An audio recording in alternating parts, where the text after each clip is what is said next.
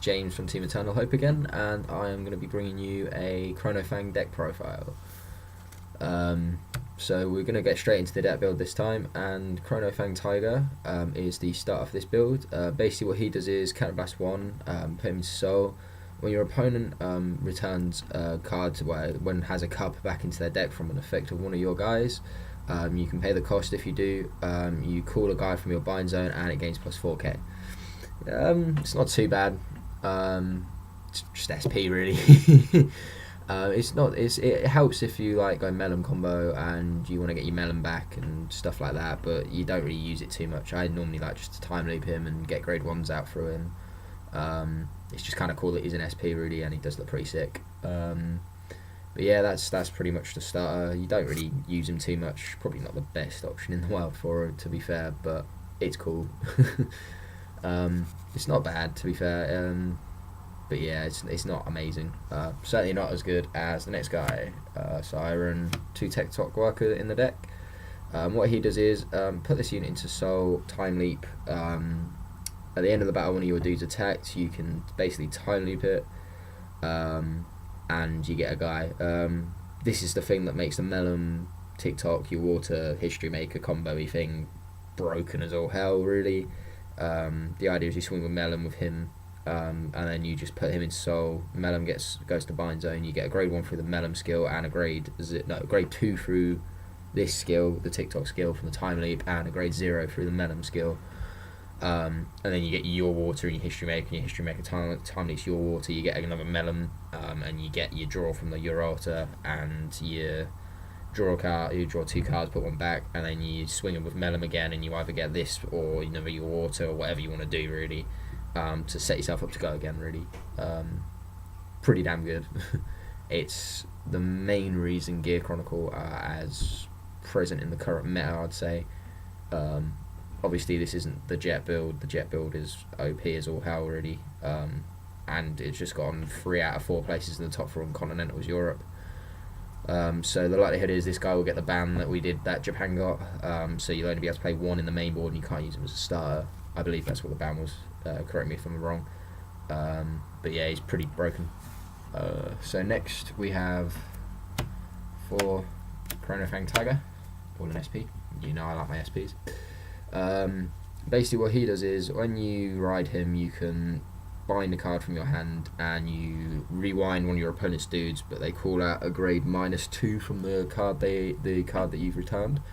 It's not too bad. It fills your bind zone up a bit, which helps your effects later on.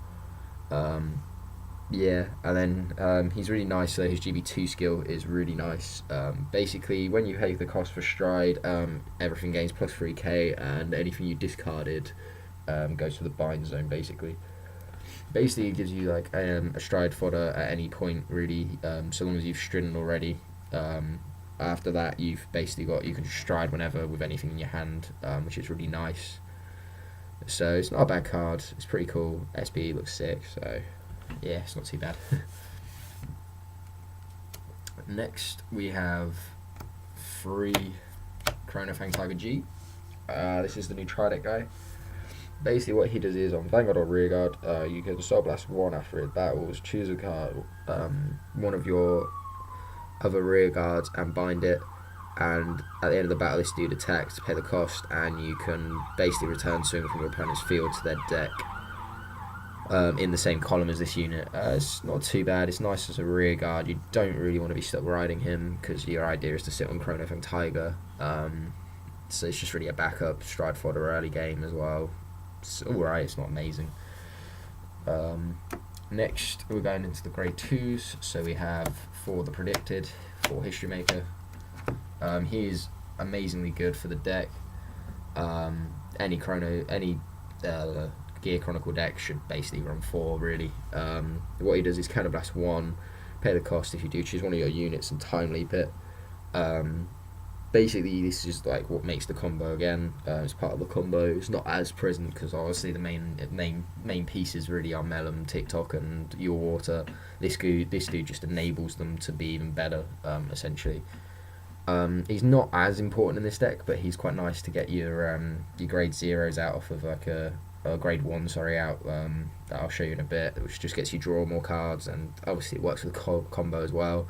The nice thing about Fang that I prefer is it doesn't rely on the combo. Granted, when you get the combo off, the deck's more likely to win.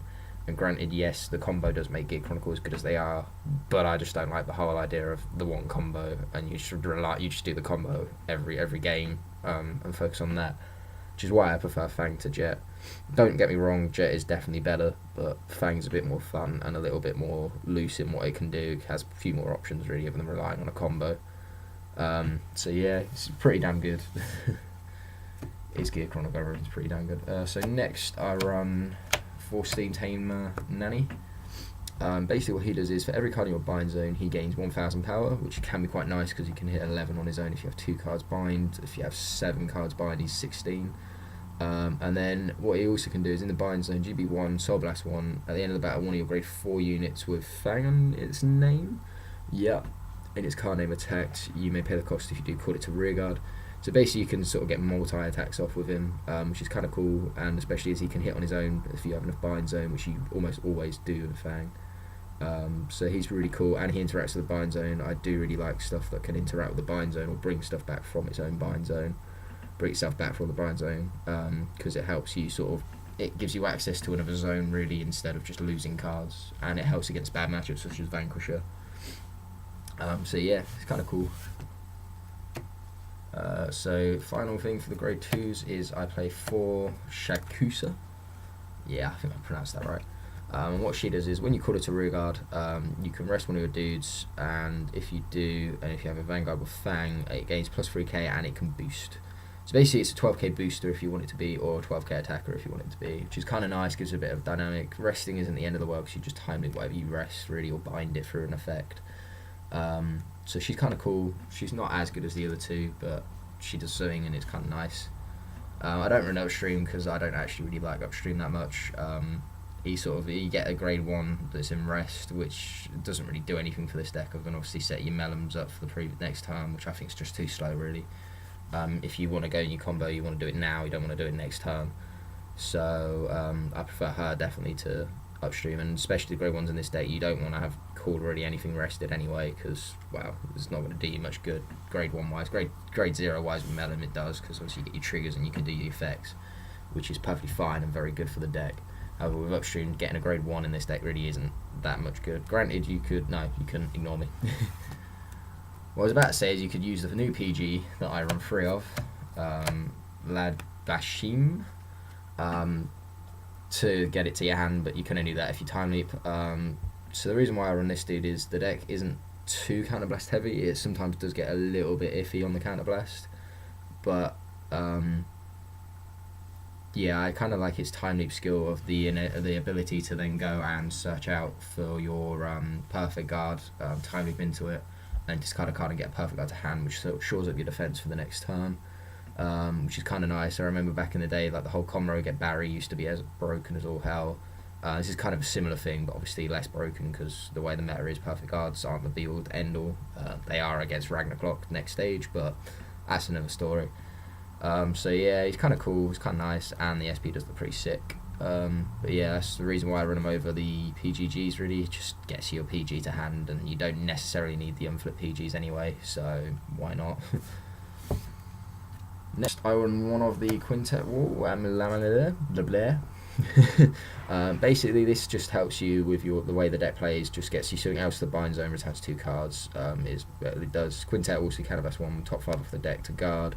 Then you select 1 card in your drop zone. When it gets placed into the drop zone from guard, bind it, and then you can return 2 cards from your drop zone to the bottom of your deck, to the deck, and you shuffle, which is kind of cool. So yeah, it's quite nice, works quite well with Fang, gets you something else in the bind zone.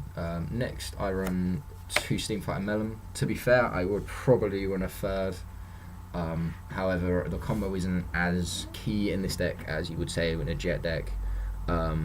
It's still a very big part of the deck and helps the deck win a lot, but it's not as nice because you don't go Phoenix with it. I mean, Warp Drive is quite nice as a first drive with a combo, but it's not the same. You don't get the extra attacks as you would, and you don't draw as much, I don't think, but it's still a very good combo in the deck and still something you want really in there and be able to use to go off. It just gives you the option really. So I run 2. yeah, you don't mind losing one so long as you have one and you can do the combo once. That's the main thing really. And if you do bind one, you can always get it back for your starter, which like sort of means you can recycle them anyway, which is quite nice. So next I run 3 Mesh Kia. She's quite nice in this deck because what I like to do is go history, time leap my starter if I haven't got the combo going off, and call one of these out. What she does is when you time leap into her, you can rest this unit and you draw a card and give something plus 4k. So you add power, you draw a card, and it's quite easy to time leap into, so she's not too bad. It gives you an option to time leap into a grade 1 that you don't mind seeing going back to your deck because you kind of want these back in. So yeah, she's quite nice. She gives you a bit of extra draw as well, which is pretty cool. Next we have 2 Parallel Barrel Dragon. Again, I would probably run a third of this maybe if you're going to put in 3 Melon. Just make it a little less toolboxy and more consistent on what you want to see. What he does is in the bind zone, you can rest one of your dudes and call this unit and it gains plus 4k. Quite nice, 11k boost on his own, and again it's from the bind zone, so if you bind it you can always get it back, so it's not the end of the world if you lose it. Yeah, it's pretty cool. I do like him. He's quite effective, but yeah, that's about all to say on him really. And then next I run 2M Barra. What she does is in the bind zone you can counterblast 1, and basically you rewind something and they call a grade 1 lower than the one that you returned. Yeah. She's not too bad, a little bit counterblasty, but it's nice to have a little bit of a control element, and again she can do stuff from the bind zone, so you don't mind losing her. But as I say, I would probably take these out for a third Melon and a third Parallel Barrel Dragon maybe, but she's quite nice in there anyway, so it's not the end of the world. So we go to triggers. So I run 4 of the Gear Tabby, the Fang crit trigger. He's a little bit different to the standard double red crit trigger, to be fair. What he does is when you send him to the bind zone from rearguard, what you can do is put him from the bind zone into your soul and give your Vanguard plus 5k and draw. So same sort of effect, a different way of doing it. It's kind of nice. It kind of means you can time leap him and you get the bonus that you would with your auto almost, which is kind of cool. So yeah, it's kind of nice. So next we just run 4 extra crits, so we run 8 crit. It doesn't really matter what crit you run. You could run the jet one just to be really super shiny, but any crit will do really. Then I run 2 your water because this guy's broken. What he does is when he's put into the bind zone from rearguard, return him to the bottom of your deck, draw the top 2, and then put 1 card from your hand into your deck and shuffle. So basically, you can sort of put something like a trigger back into your hand from your hand into the deck as well, and you get to draw 2 cards. So you plus 1 for paying a cost essentially, because that's what the combo does. What any time leap thing is really, and you also put stuff back into your deck, so you can put extra triggers in and just make sure you help you to see more triggers essentially. So yeah, he's really good, quite broken, especially with the combo. Next, I do run 2 Lucky Pot Draco Kid, just to build up soul if necessary. You don't have to do too much, but you do run at soul quite a bit, so running 2 is quite nice, and it gives you the extra draw power as well. But you don't really need to use foil water in this build. You can do, but 2 draw is quite nice as well, especially on defense. And then you just run 4 heal. G guards are present, so use them, especially in Gear Chronicle because they are broken, so use them. Yeah, basically that's why you run heals. So that's the main board. Next we have the Stride Zone. So I'm going to go into G guards first. We're going to go 1 Heatrand, Panorama or Chimera. He's pretty useless, but he's an SP. What he does is when you put call into the guard zone, counterblast 1, and your opponent returns a card from the back row of theirs, so from their back row to the bottom of the deck. He's alright. It's not that great. People don't really like cry at him. The jet ones are that better. We'll live with it. It's SP.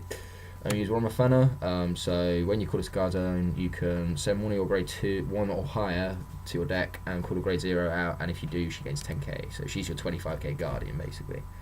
Can be a little bit annoying when you're playing control decks and you have no field to do her, but she's very good otherwise because, well, you're almost going to have a field at some point. Next we run 2 of Uluru. She's really good. Basically, when you G-Guard, you can send one trigger and one non-trigger back to your deck on the bottom of the deck in any order. And she gains plus 5k. So she's a 20k shield, and you can put stuff back to keep your deck full and good stuff back, so you can search it out with time leaping as well. So yeah, she's brilliant. Really strong G-Guard, arguably one of the best in the game. So next we have Strides. Play the obvious 4 Chronofang Rebellion. What he does is he gains plus 5k for every 2 cards in your bind zone, so he can get quite big quite easily, especially in Fang. And then he is Soul Blast 1 GB2. Choose one card named Persona Flip, and then you choose one card on your field, one card on your hand, bind them, and then he gains a crit and quad drive.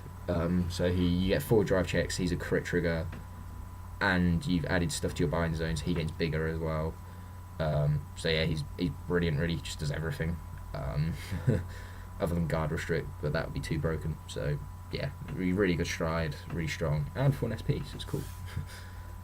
Next we run 4 Bind Time Dragon. He's similar, to be fair, in a sense to Rebellion. He's just a bit more cost heavy. Basically, CB2, Soul Blast 1, Persona Flip. He gains 10k and a crit. If you bind like something, you can bind any amount of units on your field as you like. So if you have several triggers or stuff that you kind of don't mind, like getting into the bind zone, or you want to call back with a nanny or something, you bind all them, and then he gains 10k and a crit, which is kind of nice, pretty strong. And then at the end of his battle, you basically unflip the damage you've spent, and you soul charge an extra 1 to the one you spent. So you soul charge 2, counter charge 2. He's quite a strong stride. Obviously, he's a little bit worse than Rebellion because he's a bit more cost heavy, and he doesn't gain the quad drive. And Rebellion can also get bigger, but he's still a very good stride, and he's an SP as well. Problem with this deck is there are probably not enough options in it, because I do only run 3 different strides. However, the 3 different strides they do have are very strong and very good, so it's not the end of the world. However, in certain situations it can be a little bit like, oh, none of these are going to really do anything, or I can't pay the cost for bind time, for instance. So it does hurt the deck a little bit, but it is a really strong stride zone. It just is a little bit situational, like can be a little bit bad in situations. So finally I run 4 Warp Drive. Basically what he does is Counter Blast 1, Soul Blast 1, choose any amount of Persona Flip, and then choose any amount of units on your field equal to the amount of face-up Warp Drives in your G zone. So first time you'd have 1, and then the second time you'd have 3. Time leap them, and then your opponent has to return the same amount of their rear guards to the bottom of their deck that you time leaped. He's really nice to get early game set up, quite a good strong first stride in Fang, because time leaping is really nice, and you can get your trigger effects off as well. Send nannies there, and nanny can come back as well. It's quite nice, and then sort of you don't really use the second time, but you can if you sort of needing a bit more field or to be a bit more control heavy. So it's a really strong G zone and very shiny in SP. The deck's quite good, it's quite fun. It's definitely nowhere near as strong as Jet in terms of power, but it's still a very, very good deck. I wouldn't say it's quite tier 1, however it is very strong and people do run it, and it's quite fun to play. I think this is your fun version, and Jet is your competitive version for Gears, really. This can be very strong in the meta, I don't feel it is quite as good as what other decks are, like Housebreaker, Messiahs, Sanctuary Guard, Jet, Angel Feather, Grand Blue Rush, the list goes on. So it is good. It will probably get more support than Jet does in the future, actually, by the looks of it. So yeah, that's the deck profile, really. I hope you guys enjoyed. Probably won't be another video now till GBT09 drops, and then I'm hoping that we can just give you like video after video after video, because there will be a few deck profiles that we will be doing, and an updated Aquaforce deck profile as well, which will be cool. So thanks for watching, guys, and I will see you